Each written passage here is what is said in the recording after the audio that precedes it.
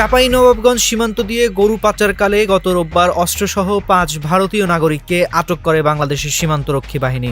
এরপর বিজিবির সঙ্গে কয়েক দফা পতাকা বৈঠক হলেও তাদের ফেরত দেওয়া হয়নি বলে জানিয়েছে ভারতের সীমান্তরক্ষী বাহিনী।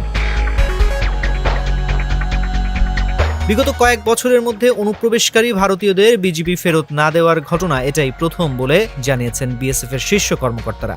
এমন ঘটনায় রীতিমতো বিস্মিত তারা। জানা যায়, রোববার সকালে চাঁপাইনবাবগঞ্জের শিবগঞ্জ উপজেলার রঘুনাথপুর সীমান্তের পদ্মা নদীতে নৌকায় করে ৩টি গরু পাচারকালে অস্ত্রসহ ৫ ভারতীয়কে আটক করে বিজিবি। আটক ভারতীয় চোরাকারবারীরা হলেন মুর্শিদাবাদ এলাকার রতন সিংহের ছেলে দীপ সিংহ, বাইতুল মহলদারের ছেলে রনি মহলদার, মৃত রফিকুল ইসলামের ছেলে সরফরাজ ইসলাম, আলেক শেখের ছেলে আসলাম শেখ ও মেনাউলের ছেলে অলিল হাওলাদার।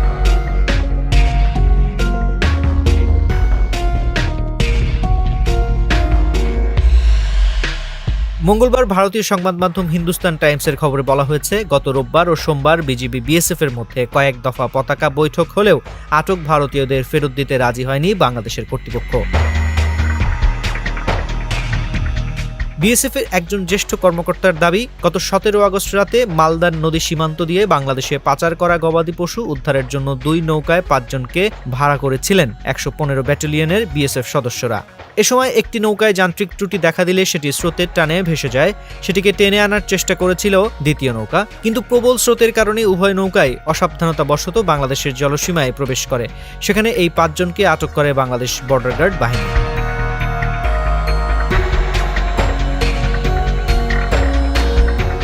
হিন্দুস্তান টাইমসের খবর অনুসারে সঙ্গে সঙ্গে দক্ষিণবঙ্গ সীমান্তের সদর দপ্তর ও ঊর্ধ্বতন কর্মকর্তারা বিজিবি সদস্যদের ফোন করে বিষয়টি জানান। কিন্তু বিজিবি জওয়ানরা আটক ৫ ভারতীয়কে ছেড়ে দিতে অস্বীকার করলে একটি পতাকা বৈঠক অনুষ্ঠিত হয়। বৈঠকে বিএসএফ কর্মকর্তারা দাবি করেন, অনুপ্রবেশের ঘটনাটি দায়িত্ব পালন করতে গিয়ে ভুলক্রমে ঘটে গেছে। অনুপ্রবেশকারীদের কোনো খারাপ উদ্দেশ্য ছিল না, তাই ২ সীমান্তরক্ষী বাহিনীর মধ্যে সুসম্পর্কের স্বার্থে আটক ব্যক্তিদের ফিরিয়ে দেওয়ার অনুরোধ জানায় বিএসএফ। কিন্তু বাংলাদেশের বর্তমান পরিস্থিতির কারণ দেখিয়ে আটক ভারতীয়দের ফিরিয়ে দিতে অস্বীকৃতি জানান বিজিবি সদস্যরা। পরে ৫ অনুপ্রবেশকারীকে স্থানীয় পুলিশের হাতে তুলে দেওয়া হয়।